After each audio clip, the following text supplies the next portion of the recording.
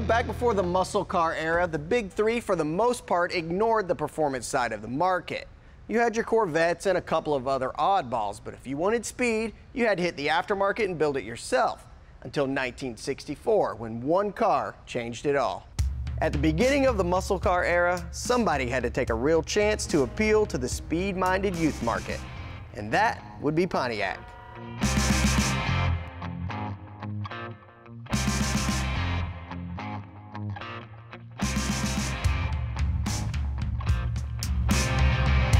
A few renegades in the company ignored corporate policy against stock car racing and packed a massive 389 cubic inch engine into a small, lightweight model. And thus, the GTO was born. I'm here with my 64 GTO. It's a post car, factory 389 tri-power 4-speed. My dad, he brought it home on a trailer in pieces when I was 14. Said this is gonna be my first car.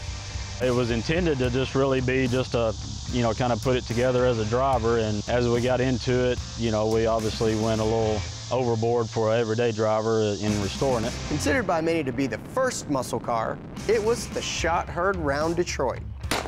Pontiac essentially took an old man's car, the Tempest, and made it cool.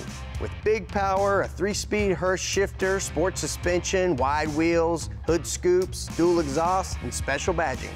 And took it to the streets. This is the car that I learned how to work on cars. The GTO opened the door for everyone that was waiting to produce a sexy road beast that was affordable, mean, and fun to drive.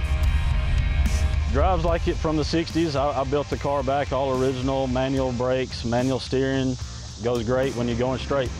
I think that's what it was built for. My dad had 30 to 40 GTOs over the years, I'm guessing. Of course, then he brought this car home for me. That's been my favorite passion all these years.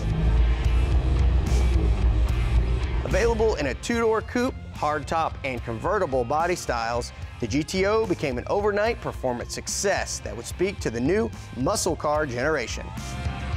And obviously, anyone with a pulse would be hard-pressed not to love the measure of grab and go this car had to offer. Certainly, it's not a torque monster compared to many of today's modern muscle masters, but who can deny what Pontiac started? You be the judge. Oh wait, that's a different story.